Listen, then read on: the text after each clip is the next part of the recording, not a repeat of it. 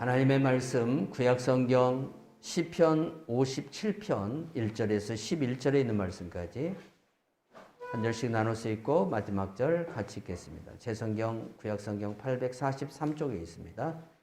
시편 57편 1절에서 11절까지 한 절씩 나눠서 읽습니다.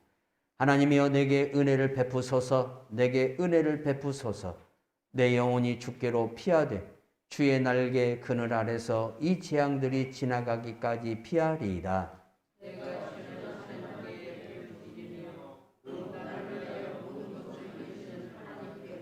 그가 하늘에서 보내사 나를 삼키려는 자의 비방에서 나를 구원하실지라. 셀라. 하나님이 그의 인자와 진리를 보내시리로다.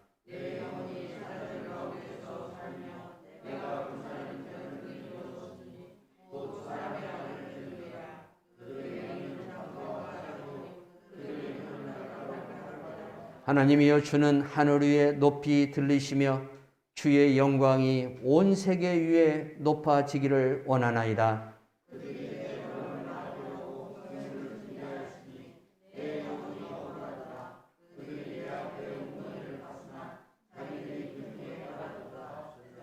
하나님이여 내 마음이 확정되었사오니 내가 노래하고 내가 찬송하리이다.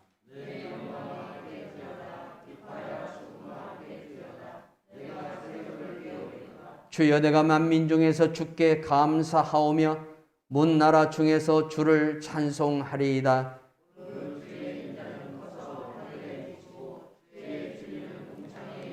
같이 읽습니다. 하나님이여 주는 하늘 위에 높이 들리시며 주의 영광이 온 세계 위에 높아지기를 원하나이다. 아멘. 찬송가 240장 찬송 부르겠습니다. 우리가 인생을 살다 보면 이런 일도 만나고 저런 일도 만납니다. 최근에 코로나로 인해서 지구촌에 살아가는 사람들이 한 2년에 걸쳐서 너무나 많은 그러한 고통과 또 절망과 낙심 속에서 살아가고 있었습니다.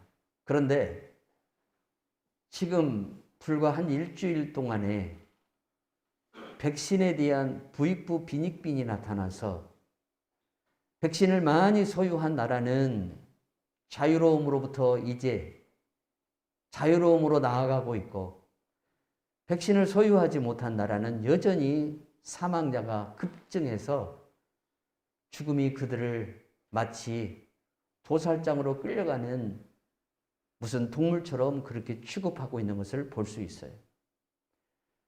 어제 하루만 해도 인도에서는 33만 명이 감염되는 웃지 못할 일이 벌어지고 있습니다. 브라질에서는 하루에 4천 명이 죽습니다.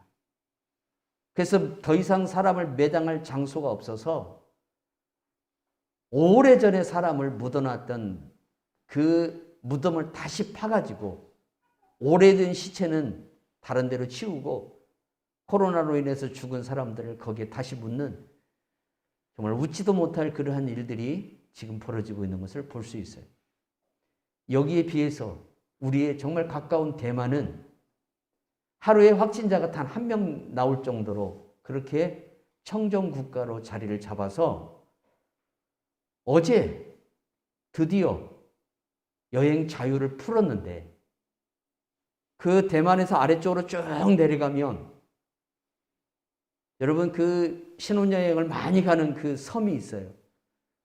그 나라와 대만이 서로 이제 자유롭게 여행을 할 수 있도록 어제부로 풀었어요. 호주와 뉴질랜드가 그동안 서로 오고 갈 수 없었는데 어제부로 호주와 뉴질랜드도 서로 자유왕래할 수 있는 상황이 됐습니다. 영국은 정말 한때 얼마나 부끄러운 나라가 되었습니까? 방호복이 없어서 영국 의료진들이 비닐을 뒤집어 쓰고 치료를 해야만 하는 그러한 시절이 있었잖아요. 불과 몇 개월만 해도 그랬잖아요. 그런데 영국은 지금 이제 백신을 거의 다 투약을 해서 어떤 일이 지금 벌어지고 있습니까? 실내에서는 음식을 못 먹게 해도 야외 그 의자나 야외 탁자에서 음식을 자유롭게 모여서 먹게끔 허용을 했습니다. 이스라엘은 마스크를 완전히 벗었습니다. 마스크를 더 이상 착용하지 않아도 되는 나라가 되었습니다. 백신이 어느 나라는 기쁨을 주고 어느 나라에게는 자유를 주는데 백신을 소유하지 못한 나라는 지금도 수많은 사람들이 죽어가고 있는 것을 볼 수가 있어요. 근데 여기에는 한 가지 이유가 있더라 이거예요. 뭐냐면 그 나라의 정치 지도자에게 많은 문제들이 있어요. 인도가 지금 왜 하루에 33만 명이 확진되냐면 얼마 전에 봄 축제를 했어요. 마스크를 다 벗어버리고 겐지스강에 가서 물을 끼얹으면서 그 사람들은 힌두교는 자기 몸에다가 물을 끼얹고 겐지스강에 뛰어들어서 목욕을 하면 죄를 다 씻는다고 생각해요. 그렇게 해서 죄가 씻어지면 얼마나 좋겠어요. 그 축제에, 그 봄 축제에, 힌두교 축제에 수십만 명의 사람들이, 수백만 명의 사람들이 모여서 그 축제를 같이 나눈 거예요. 그러다 보니까 지금 그게 이제 감염이 확산되어 가지고 하루에 33만 명이라는 말도 안 되는 이 숫자가 지금 나타나고 있는 것을 볼 수가 있고, 화장할 장소가 없어가지고. 화장할 장소가 없어가지고. 또 하나는 우리나라처럼 여러분 이게 화장장이 뉴델리 안에 그렇게 시설이 돼 있을 거 아니에요? 근데 어제 인터넷 뉴스를 보니까 어떻게 나오냐면 24시간 풀 가동을 하다 보니까 그 화장장 안에 있는 그 강한 쇠들이 그 열을 못 이겨가지고 다 녹아버린 거예요. 그래서 더 이상 사람을, 시신을 화장할 수도 없는 그러한, 그래서 코로나 걸린 그 시신들을, 죽은 시신들을 그대로 방치할 수밖에 없는 지금 상황까지 치닫고 있는 것을 볼 수가 있어요. 이렇게 수많은 사람들이 지금 우리 주변에서 죽어가고 있다는 사실입니다. 그런데 여러분, 코로나보다 더 무서운 게 있습니다. 뭐냐면 자살입니다. 자살입니다. 우리나라가 지금부터 10년 전 우리나라 통계청이 발표한 2012년 자살 통계수를 보니까 14,160명이 2012년도에 자살을 했어요. 그런데 지금 현재 2019년도와 2020년도 집계한 것을 보니까 2019년도에는 13,799명, 그 중에 남자가 9,109명, 그리고 여자가 3,780명, 그리고 2020년도에는 13,018명, OECD 국가가 38개국인데 38개국의 그 OECD에 가입되어 있는 우리나라가 세계에서 자살률이 가장 높은 1등을 계속해서 차지하고 있다는 사실입니다. 여러분, 이게 우리의 현실입니다. 코로나로 죽어가는 사람보다 자살해서 죽는 사람들이 그렇게 많습니다. 얼마나 많은지 모릅니다. 왜 그럴까요? 왜 이렇게 많은 사람들이 갈수록 자기 삶을 포기하고 인생을 끝내려 하는 걸까요? 얼마 전에 저희 아파트에서 난리가 났어요. 제가 점심때에 밖을 나왔어요. 그랬더니 소방차가, 대형 소방차가 3대가 동원이 되고 소방관들이 밑에다가 펌프를 돌려서 위에서 사람이 떨어지면 받을 수 있는 그 공기 스펀지 있잖아요. 공기 스펀지. 그걸 깔아놓고 막 공기를 거기다 집어넣고 있어요. 뭔 일인가 하고 봤더니 한 젊은 청년이 인생을 비관해서 높은 데서 떨어져서 죽으려고 하고 있는 거예요. 경찰들이 와서 그 청년을 설득을 하고, 제가 거기에 가서 9년 동안 살았는데 그런 모습을 처음 봤어요. 종종 뉴스에서 옥상에서 떨어지는 사람들 뉴스 나왔는데 제가 사는 그곳에서 그런 일이 벌어질 줄 저는 생각도 못했어요. 왜 저 젊은이가 죽으려고 할까? 왜 인생을 오늘 마감하려고 그럴까? 뭐겠습니까? 여러분, 그 청년이 뭔가 다리가 불편해서, 손이 불편해서 그렇겠습니까? 아닙니다. 심령의 병이 왔기 때문에 그럽니다.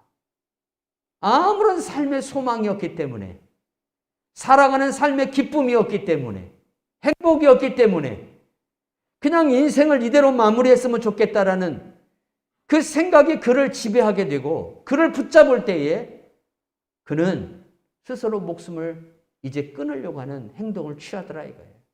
다행히도 경찰들이 잘 설득을 해서 119 그 구급차에 타서 병원으로 가는 모습을 보게 됐어요.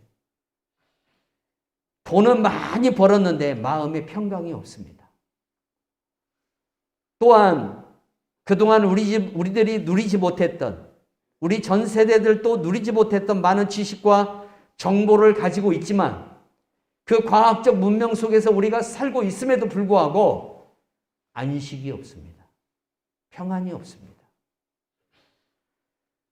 또한 진정한 꿈이나 어떤 비전, 이러한 것들을 우리 사회의 지도층들이 우리 젊은이들에게 많이 주어야 되는데, 우리나라에서 여러분 장관이 되는 사람들 치고 부동산 필이 없는 사람 없어요.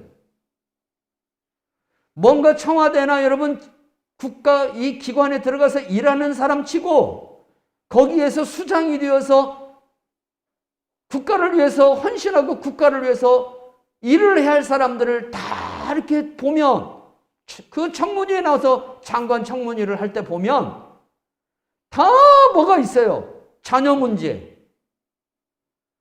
부동산 문제, 이러한 문제를 가지고 있는 사람들, 이러한 문제를 가지고 있는 사람들이 국가의 지도자가 되고 국가의 어떤 그러한 리더가 되니까 우리 젊은이들이 그 사람들을 통해서 미래의 희망을 보지를 못하는 거예요. 그러니까 어떻게 해요? 대한민국을 떠나겠다라고 하는 청년들이 많았어요. 한때는 대한민국을 정말 떠나겠다. 그러나 막상 떠나고 보니까 다른 나라도 별 볼 일 없거든요. 그러니까 안 떠나요. 그런데 뭐예요? 더 이상 소망이 없으니까. 갈수록 여러분 20대들의 자살률이 늘어난다는 겁니다. 이게 문제라는 거예요. 갈수록 늘어난다는 거예요.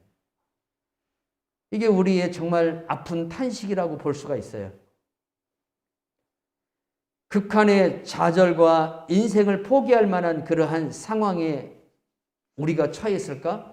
우리의 현실을 보면 과거보다는 정말 잘 먹고 잘 사는 나라가 되어 있어요. 정말 못 먹고 못 입고 못 쓰기 때문에 인생을 스스로 그만둬야 되겠다고 하는 그러한 과거의 자살률에 비해서 지금은 너무나 많은 것들이 풍부하고 너무나 많은 것들이 넘쳐남에도 불구하고 뭘 누리지 못하느냐? 거기에 대한 만족감, 감사함, 또한 그걸로 인한 행복감이 심령 안에 결여되어 있다는 거예요. 그래서 인생을 더 이상 굳이 살아서는 아무런 의미가 없다는 생각이 더 지배적이어서 스스로 목숨을 끊는 사람들이 할수록 많아지는 것을 볼 수 있어요. 그래서 오늘 교회들이 깨어서 하나님의 말씀을 많이 들려줘야 됩니다. 왜 그러냐? 하나님의 말씀만이 사람을 사람답게 만듭니다. 세상에서 우리가 뉴스를 듣는, 여러분 뉴스를 꼭지라 그러잖아요. 첫 번째 메인 뉴스에 나오는 그 첫 번째 꼭지를 여러분 한번 들어보세요. MBC 뉴스데스크나 여러분 KBS 9시 뉴스를 한번 보세요. 첫 번째 들리는 뉴스, 우리가 딱 들으면 그 소식을 듣자마자, 우리가 귀로 듣자마자 벌써 짜증이 나요. 좋은 이야기들이 뉴스에서 나오는 확률은 거의 20%도 안 됩니다. 마지막에 손흥민 선수가 EPL에서 볼 하나 넣었다고 넣으면 그때다 좀 기분이 좀 좋아집니다. 우리나라 선수가 가서 이렇게 잘한다고 하니까. 그 위에는 거의 우리가 들으면 짜증이 나고, 우리가 들으면 우리 마음이 심란해지고 불안해지고 염려가 되는 것들이 뉴스의 전체 꼭지를 다 장악하고 있어요. 이러한 소리를 듣는 사람들이 무슨 희망을 받고 무슨 마음의 소망을 가지고 무슨 마음의 행복을 느끼고 평안함을 느끼겠어요. 그래서 오늘 기쁜 소식을 듣지 못하는, 행복한 소식을 듣지 못하는, 마음의 평안과 기쁨을 주는 소식을 듣지 못하는 세상 사람들에게 하나님의 말씀을 들려주어서 저들의 삶에 소망이 생기고 저들의 삶 속에 기쁨이 생기는 역사가 일어나야 될 줄로 믿습니다. 그러려면 먼저 내 안에 하나님의 말씀이 먼저 충만해야 될 줄로 믿습니다. 그래서 마태복음 4장 4절에 예수님께서 이렇게 말씀하시죠. 예수께서 대답하여 이르시되 기록되었으되 사람이 떡으로만 살 것이 아니요 하나님의 입으로부터 나오는 모든 말씀으로 살 것이니라 하였느니라. 하나님이 주시는 말씀의 비전을 가슴에 품고 내 인생의 목적을 향하여 나아갈 때에 환경이 어려워지고 혹은 또 극한 어떤 상황에 처하게 될지라도 그 하나님의 말씀을 확신하고 나가는 사람은 어려움도 극한 환경도 이기는 것을 볼 수가 있습니다. 왜 그러냐? 하나님의 말씀이 그들 안에 믿음으로 확실히 실리되기 때문에 그래요. 하나님은 그렇게 나를 반드시 인도할 줄을 믿기 때문에, 그 믿음이 있기 때문에 여러분 결국 우리의 환경과 우리의 어려움을 이기게 하는 것이 뭐냐면 저 위에 계신 하나님을 바라보는 내 안에 있는 믿음이에요. 믿음. 이 믿음이 내 안에 있느냐 이거예요. 이 믿음이 내 안에 확고할 때, 이 믿음이 내 안에 정확하게 신뢰함으로 자리하고 있을 때에 주변에서 여러분 시끄럽게 하는 것들이 아무리 나를 흔드는 것들이 아무리 많아도 내가 견고하게 하나님의 주시는 복을 믿음으로 바라며 나아갈 수 있는 거예요. 그러한 성도들이 되기를 바랍니다. 하나님은 살아계신 하나님이십니다. 하나님은 어제도 역사하시고 오늘도 역사하시는 하나님이시고 하나님은 당신의 입에서 말한 그대로 우리들에게 행하시는 하나님이십니다. 그래서 우리가 말씀을 확신해야 한다는 겁니다. 그래서 우리가 우리 심령 안에 말씀을 담아야 되고 그리고 그 말씀이 내 삶 속에 이루어짐을 반드시 믿고 순종해야 한다는 사실입니다. 요한복음 14장 1절에서 11절에 보니까 너희는 마음에 근심하지 말라 하나님을 믿으니 또 나를 믿으라. 내 아버지 안에 거하고 아버지께서 내 안에 계심을 믿으라. 그렇지 못하겠거든 행하는 그 일로 말미암아 나를 믿으라. 아멘. 우리가 인생을 살아가다가 어떤 어려움이 왔을 때에 그 어려움을 잠시나마 우리가 잊어버리고 그 어려움을 우리 옆에다가 옆으로 밀어낼 수 있는 원리 중에 하나가 뭐냐면 지나간 시간 속에 하나님이 나에게 은혜를 준 것을 기억하라는 거예요. 내가 정말 힘들고 어려웠을 때, 내 인생을 정말 끝내야만 되는 그런 상황에 처해 있을 때에 하나님이 나를 어떻게 건지셨고 하나님이 내가 그 고통 속에서 내 가정을 또한 내 자녀들을 또 나를 어떻게 여기까지 인도했는가, 그때 하나님이 나에게 어떤 은혜를 주셨는가를 기억하라는 거예요. 그러면 그 하나님이 과거의 하나님으로 끝나는 게 아니라 그 하나님은 어제도 계시고 오늘도 계시고 내일도 여전히 계시는 하나님이에요. 그렇기 때문에 그 하나님이 동일하신 하나님이기 때문에 하나님은 그때 나를 인도하신 같이 지금도 나를 인도할 줄로 우리가 확신할 수 있는 거예요. 그래서 우리가 믿음으로 지난 날을 감사하면서 살아야 될 줄로 믿습니다. 영국 버킹엄 궁전 앞에 요란스러운 교통정리가 일어나고 있었어요. 하얀 장갑을 낀 교통순경이 달려오면서 지나가는 차를 다 멈춰 세웁니다. 보행자도 멈춰 셉니다. 지나가는 자전거를 타고 가는 사람도 다 스톱시킵니다. 그래서 주변에 있는 사람들이 와, 엘리자베스 여왕이 지나가는갑다. 그리고 사람들이 이제 웅성거리면서 그 경찰이 있는 쪽으로 몰려오기 시작합니다. 야, 이제 좀 있으면 엘리자베스 여왕을 보게 될 거야, 우리도. 관광객들이 이 버킹엄 궁궐을 구경하기 위해서 갔던 관광객들이 엘리자베스 여왕이 지나가기만 기다리고 있는데 갑자기 어미 오리 한 마리가 10마리의 새끼를 데리고 졸졸졸졸 가는 겁니다. 건너편으로 건너가는 거예요. 건너편으로.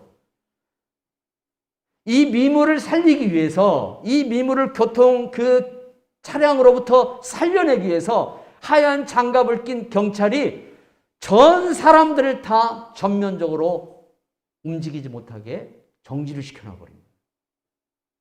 이 장면을 보면서 깜짝 놀랐어요. 물론 영국 시민들의 그 시민의식이 굉장히 높은, 저런 미물조차도 귀하게 여기는 그러한 시민의식이 있지만, 우리가 그러한 장면을 보면서 뭘 느낄 수 있냐면, 저런 미물도 저 10마리의 새끼 오리를 살리기 위해서 경찰이 지나가는 모든 차량을 통제하고 중단시킨 이 모습을 보면서 우리 하나님은 어떻겠냐 이거예요. 여러분, 우리는 천하보다 귀한 생명을 가지고 있는 존재잖아요. 천하보다 귀한 생명을 갖고 있는, 영원한 부활의 생명을 갖고 있는 우리들을 하나님께서 얼마나 귀하게 여기겠냐 이거예요.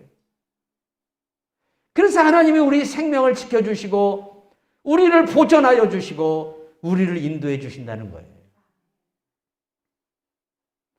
어제 비보를 들었어요.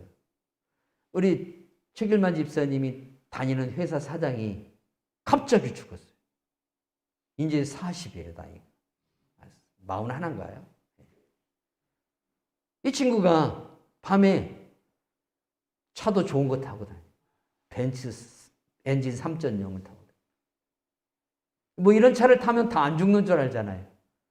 근데 뭐 다른 차량과 부딪혀서 죽은 것도 아니고 자기 집으로 가다가 그 다리 난간을 부딪혀가지고 죽었어요. 그런데 오늘 아침에 집사님 이야기 들으니까 음주를 한 거예요, 음주를. 그리고 블랙박스를 경찰들이 회수해서 검사해 보니까 120km를 달린 거예요. 그 좁은 2차선 도로에. 이건 자기가 죽는 연습을 한 거죠, 죽는 연습. 그래도 좋은 차를 탔기 때문에 에어백이 터지고 얼마나 좋은 차예요. 그러면 사람의 생명이 좀 보존될 수 있는데 이게 뭐 작동이 다 됐음에도 불구하고 죽은 것이죠. 이런 것을 보면서 여러분, 사람의 생명이 아무것도 아니라는 것을 우리가 깨닫습니다. 지난번 대구에서 있었던 사건을 보니까 정말 우리가 흉기를 들고 다닌다는 사실을 잊어버릴 수가 없어요. 자동차가 흉기예요, 여러분. 잘못하면 이것 때문에 내가 죽어요. 대구 고속버스 그 서부 쪽인가요? 대구 서부 쪽인가? 그쪽에서 이제 차량들이 천천히 진입하니까 이 자가용들이 그 큰 차를 따라서 조용히 진행을 하고 있는데 뒤에서 대형 트럭이 와서 그냥 다 밀고 가버리는 거예요. 졸았다는 거죠. 결국 거기에 많은 사람들이 죽임을 당하는 이러한 참극이 일어나는 것을 볼 수가 있어요. 성도 여러분, 정말 하나님이 안 도와주시면 우리가 편리하게 누리고 있는 이 기계 문명이 우리를 죽이는, 우리 생명을 끝내게 하는 그러한 결과로 나타날 수 있다는 거예요. 그래서 날마다 내 생명을 보존해 주시고 또 이 땅에서 내가 사는 동안 살 만큼 살다가 저 영원한 나라에 갈 수 있도록 나를 인도하신 하나님께 우리가 날마다 감사하고 살아야 될 줄로 믿습니다. 그래서 마태복음 6장 25절에서 33절을 통해서 우리 예수님이 저 이방인들처럼 무엇을 먹을까, 무엇을 입을까, 무엇을 마실까 염려하지 마라. 너희 천부께서 이것을 다 아시느니라 그랬어요. 너희에게 이것이 있어야 됨을 다 아시느니라. 그렇게 말씀하고 있는 것을 볼 수가 있어요. 성도 여러분, 어떻게 살아야지? 어떻게 해야 되지? 고민이 된다면 하나님께 나와서 기도해 보시기 바랍니다. 하나님께 나와서 기도해 보세요. 정말 내가 어떻게 살아야 할 것인가? 이 일을 어떻게 해나가야 할 것인가? 우리가 진심으로 염려가 되고 고민이 된다면 우리의 기도를 들으시고 또 역사하시고 또 역사하시기를 원하시는 하나님께 기도해 보시기 바랍니다. 하나님의 은혜가 여러분들에게 임할 줄로 믿습니다. 공중에 나는 새를 보라, 들의 백합화를 보라. 주님이 이렇게 말씀하시는 것을 볼 수 있어요. 하나님이 우리를 지키신다는 거예요. 하나님이 우리를 인도하신다는 거예요. 하나님이 우리를 보호하신다는 거예요. 아프리카를 복음화시킨 리빙스턴이 이런 이야기를 했어요. 우리는 영원히 실패하지 않는다. 천직을 다할 때까지 죽지 않는다라는 말씀을 하였어요. 자, 우리가 이 말씀을 봐도 염려할 필요가 없다는 거죠. 아무리 우리가 염려를 더한다고 해도 키를 한 자나 더 할 수 있느냐? 없다 그랬어요. 그러니까 우리가 염려할 것이 아니라, 우리 가슴만 애태울 것이 아니라, 우리 간만 상하게 할 것이 아니라, 애가 탄다는 건 간이 상한다는 거잖아요. 여러분의 기도를 듣기 원하시고 그 기도에 은혜 주기를 원하시는 하나님께 나와서 기도하시기 바랍니다. 그럴 때 하나님의 놀라운 은혜가 임할 줄 믿으시기 바랍니다. 이 땅에 많은 신실한 믿음의 사람들이 여전히 주를 사랑하고 신뢰하지만 여전히 힘들고 어려운 동굴에 갇힌 채 살아가고 있어요. 여러분, 이 코로나가 언제나 우리에게 자유함을 줄지, 이 코로나가 벗어나서 언제나 우리가 자유롭게 살지 아직도 포장을 하지를 못해요. 왜 그러냐면 지금 백신을 맞은 나라들도 안전하지 못한 이유가 뭐냐면 변종이 일어난다는 거예요. 변종이 일어난다는 거예요. 지금 현재 코로나 백신은 현재 그 코로나에 맞게만 제작이 되어 있어요. 근데 이 코로나가 변종이 되면 여러분 여기에 맞는 또 백신을 또 만들어야 돼요. 근데 이미 인도에서 지금 33만 명이 확진되어지는 인도에서 인도발 변종이 또 시작되기 시작했어요. 하나님을 따라갈 수가 없어요. 힌두교 축제에 모여서 우상 앞에 절을 하고 그 광적인 열광을 하니까 하나님이 그들에게 재앙을 더하시는 걸 보지 못합니까? 성도 여러분, 성경에 뭐라고 그랬어요? 우상을 섬기는 자는 괴로움이 더할 것이다 그랬어요. 그래도 우리나라를 여기까지 지켜주시고 인도하시는 하나님께 우리가 감사하면서 우리가 더 하나님 앞에 나아갈 때에 하나님이 이 나라의 이 재앙도 다 거두실 줄로 믿으시기 바랍니다. 그래서 이사야 43장 2절에 내가 물 가운데로 지날 때에 내가 함께 할 것이라. 강을 건널 때에 물이 너를 침몰하지 못할 것이며 내가 불 가운데로 행할 때에 타지도 아니할 것이요 불꽃이 너를 사르지도 못하리라. 아멘. 오늘 영상 하나를 봤는데요. 어떤 사람이 작은 소형 보트를 가지고 낚시하다가 파도에 의해서 뒤집어져 버렸어요. 그런데 이 사람이 이 너울성 파도라 나오지를 못하는 거예요. 그런데 참 이 사람이 살아나려니까 하나님이 마침 거기에 누가 지나가게 만드냐면 세 사람이 지나가게 만들어요. 세 사람. 근데 그 중에 한 사람이 그 배를 보고 뭔가 이상하다 해서 벌써 옷을 벗고 있었어요. 왜? 뛰어들으려고. 마침 이 사람이 이제 뛰어들어서 그 사람을 살려갖고 나왔는데 이 사람들이 어떤 사람들이냐면 인명구조 하시는 분들이에요. 인명구조 하시는 분들. 마침 이분들이 거기를 지나가고 있었던 거예요. 이 사람은 이 재난을 당한 사람, 이 환난을 당한 사람은 내가 운이 좋다라고 이야기할지 몰라도 그걸 운으로 이야기할지 몰라도 그 사람의 생명을 보존하기 위해서 하나님이 그 세 사람을 예비해 놓으신 것으로 우리는 이해를 해야 한다는 거예요. 하나님이 내 생명을 지켜주기 위해서 심지어는 누구까지 동원하시냐면 하늘의 천군 천사까지 동원하셔요. 하늘의 천군 천사까지. 내 생명을 지켜주시고 내 생명을 보존하기 위해서 하나님이 그렇게 하신다는 거예요. 그래서 욥은 그가 나를 단련하신 후에 내가 정금같이 나올 것이다 라고 자기의 고난을 그렇게 해석했어요. 내가 지금 고난을 받는데 이 고난을 통해서 나를 하나님이 순금으로 만든다는 거예요. 순금으로. 그래서 욥기서 23장 10절에 그러나 내가 가는 길을 그가 하시나니 그가 나를 단련하신 후에는 내가 순금같이 되어 나오리이다. 내게 오는 고난을 어떻게 생각하느냐에 따라서 여러분 그 결과 값은 달라지더라 이거예요. 오늘 다윗을 한번 보세요. 시편 57편은 역사적 배경을 두 가지를 가지고 있어요. 사무엘상 24장 1절에서 3절에 보니까 다윗이 사울에게 쫓겨가지고 아둘람 굴이라는 그 굴 속에 들어가는데 제가 유튜브로 아둘람 굴을 한번 보니까 어떻게 생겼냐면 우리나라 고수동 굴이나 저 제주도에 있는 뭐 동굴이나 저 충북 담양에 있는 무슨 동굴처럼 그렇게 안 생겼어요. 작은 동굴이에요. 한 사람 들어갈까 말까. 그러한 곳에서 몇 명이 지내냐면 400명이 지내요. 400명. 그런데 사울은 그 굴 속에 지금 숨어있는 다윗을 잡기 위해서 병력을 동원해가지고 군대를 동원해가지고 다윗을 잡으러 옵니다. 또 한 번은 다윗이 여러분 이스라엘에 가면 지금은 국립공원으로 바뀌어있는 십광야라는 그 황무지 광야가 있어요. 네게부 지구로 내려가면 있는 지역인데 여기에 다윗이 숨어있을 때 또 사울이 군대를 동원해서 다윗을 잡으러 와요. 특수부대를 동원해가지고.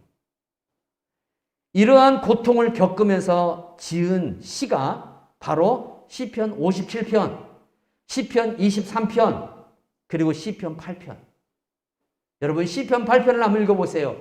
사람이 무엇이간데 주께서 저를 생각하시고 인자가 무엇이간데 주께서 저를 권고하시나이까. 시편 23편을 여러분이 여호와는 나의 목자시니 내게 부족함이 없으리로다. 여러분 이 시편을 읽다 보면은 이게 쫓기는 사람이 지은 시라고 볼 수가 있어요? 이게 도망다니는 사람이 지금 지은 시라고 볼 수가 있냐 이거예요. 그 중에 하나가 또 시편 57편이에요. 도망다니면서 생존하기 위해서 어쩔 수 없이 인생을 지금 살아가고 있는 하나님의 약속이 기다리기만, 하나님의 약속이 일어나기만, 나타나기만을 간절히 기도하는데 그 시간이 1년, 2년, 3년, 4년, 다윗이 12년까지 갑니다. 12년까지 지체가 됩니다. 그러다 보니까 다윗이 어떻게 됩니까? 지쳐버리죠. 지쳐버립니다. 그 얼마나 힘들겠습니까? 얼마나 고통스럽겠습니까? 이러한 모습을 보면서 여러분 끝까지 과연 다윗이 견딜 수 있을까요? 이 고통 속에서 지은 시가 바로 시편 57편이에요. 우리가 이 시편 57편은 너무나 잘 알아요. 왜 그러냐면 과거 서울 온누리교회를 중심으로 한 경배와 찬양 그 팀들이 있었어요. 하스데반 목사가 이끌고 있던 그 찬양팀들이 이것을 외국인이 곡으로 만들고 작사를 해서 지은 내가 만민 중에 오주께 감사하며 그 찬양이 여기서 나오는 거예요. 그리고 우리가 부른 찬양 중에 내 마음이 확정되고 확정되어 싸우니 그 찬양이 또 나오는 가사가 있어요. 그 찬양도 시편 57편에서 나온 말씀을 가지고 지은 거예요. 자, 이렇게 다윗이 고통을 받고 있을 때 다윗이 처한 현실이 자신도 지금 자기 몸 하나 간수하기도 힘든 그러한 지금 상황인데 더 놀라운 것은 우리 전라도 말로요. 웃기는 사람들만 모이기 시작하는 거예요. 자, 다윗이 있는 곳으로 사람들이 오기 시작합니다. 어떤 사람들이 오는지 아십니까? 빚진 자. 두 번째, 환난당한 자. 세 번째, 원통한 자. 아니 모이는 사람들이 다 그렇고 그런 사람들. 쉽게 말하면 좀 퀄리티가 있는 사람들. 좀 다윗을 좀 뭔가 좀 잘 이렇게 옆에서 보필할 수 있는 그러한 인적인 능력을 갖고 있는 사람들이 오는 게 아니라 환난당하고 빚지고 원통한 사람들이 모여들기 시작하는 거예요. 이 아둘람구로로. 몇 명이 모여드냐면 400명이 모여들어요. 더군다나 이 400명이 함께 먹고 이 400명이 함께 움직여 보세요. 여러분 적들의 눈에 띄겠습니까? 안 띄겠습니다. 띄죠 당연히. 그리고 그 중에 한 명이라도 붙잡히면 어떻게 됩니까? 정보가 누설되고 그러므로 해서 다윗은 더 어려움에 처하게 될 거예요. 그런 상황에서 지금 이 시편이 기록이 된 거예요. 이런 상황에서 400명이나 되는 이 사람들이 또 여러분 얌전하고 성격이 차분한 사람들일까요?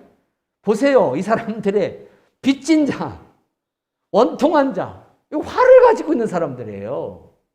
그리고 다 모인 사람들 하나하나가 다 그렇고 그런 사람들. 그러니까 뭔가 자기 마음이 안 맞으면 툭 발로 차면서 에이 막 이런 육두문자가 입에서 나올 수 있는 사람들, 이런 사람들이 400명. 이 400명이 지금 다윗을 따르고 있는 거예요.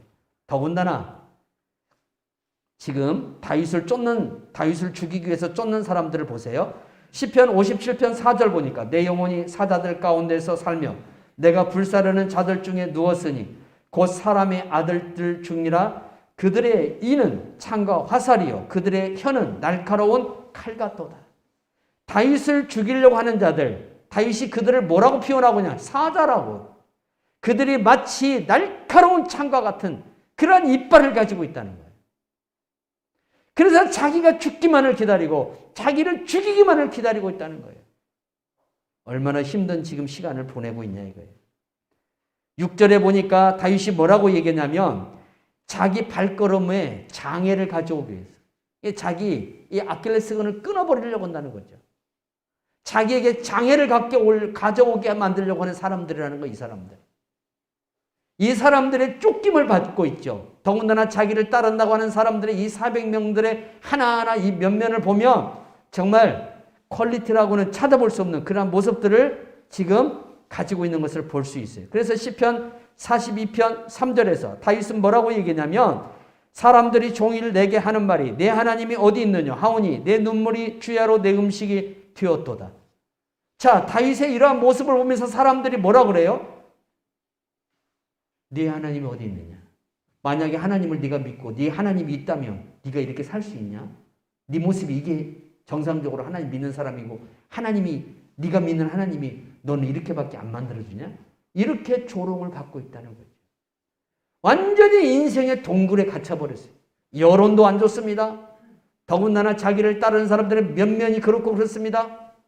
더기나 거기다가 또 뭡니까? 계속해서 암살자들을 보내고 직접 군대를 데리고 와서 자기를 죽이려고 하고 그렇습니다. 이렇게 동굴에 갇혀버린 이 사람, 이게 다윗이에요. 그런데 다윗은 오늘 1절에서 뭐라고 얘기해요? 하나님이여 내게 은혜를 베푸소서, 내게 은혜를 베푸소서, 내 영혼이 주께로 피하되 주의 날개 그늘 아래서 이 재앙이 지나가기까지 피하리이다. 아멘.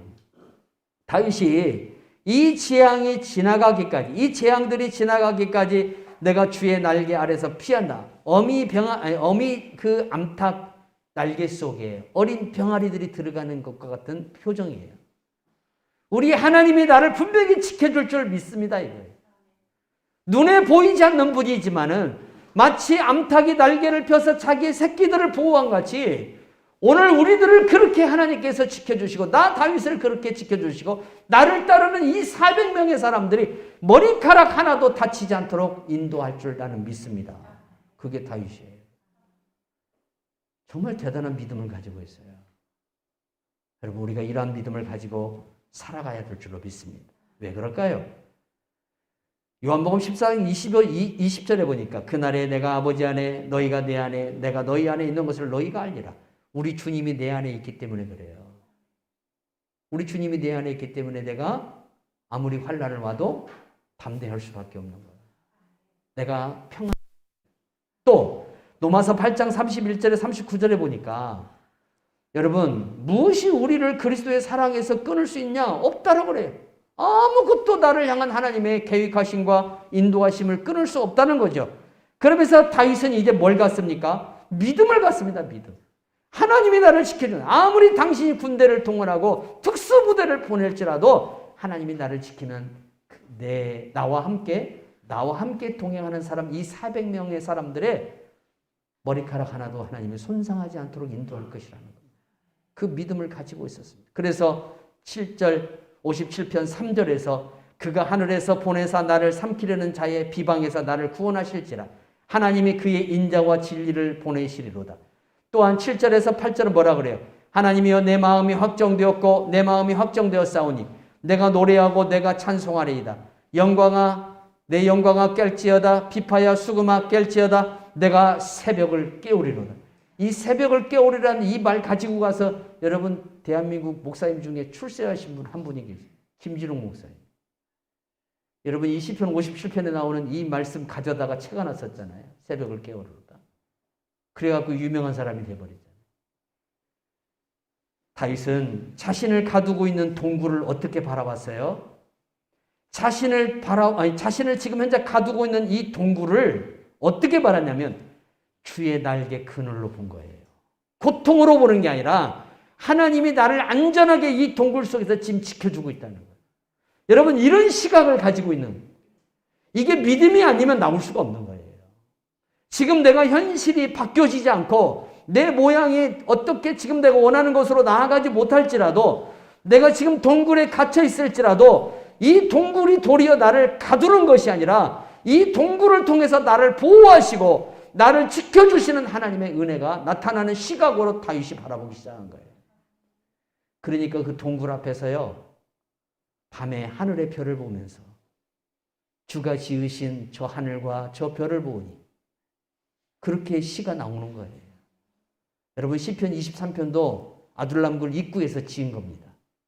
입구에서 저 사해 바다를 바라보면서, 그 소금 바다를 바라보면서 다윗이 여호와는 나의 목자시니 내게 부족함이 없으리로다.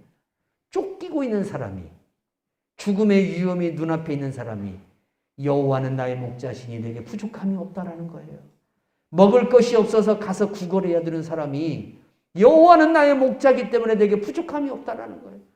그가 나를 푸른 초당과 쉴만한 물가로 인도할 것이고 끝내는 그가 원수의 목전에서 내게 상을 베풀어서 나로 하여금 승리하게끔 만들어준다는 거예요. 이 믿음을 가지고 12년을 견뎠어요. 그랬더니 하나님이 다윗을 이스라엘의 왕으로 세우셨고, 지금도 여러분 이스라엘 사람들에게 다윗은 여전히 존경받는 인물이 되는 것을 볼 수가 있어요. 여러분, 그래서 다윗은 이 믿음을 가지고 어려움에도 도리어 하나님을 찬양합니다. 오늘 7절 말씀 보세요. 하나님이여 내 마음이 확정되었고 내 마음이 확정되었사오니 내가 노래하고 내가 찬송하리이다. 여러분, 뭔가 내 일을 하려고 하는데 뭔가 브레이크 걸리는 것들이 나타날지라도, 뭔가 일이 되어지지 않는 그런 어떤 어려움이 우리에게 찾아올지라도 그 속에서도 우리가 하나님이 이 일을 하시고 하나님이 내가 이 나아가는 길에 은혜를 주시고 나와 함께 하심을 나는 믿습니다. 하나님, 그래서 나는 주님을 찬양합니다.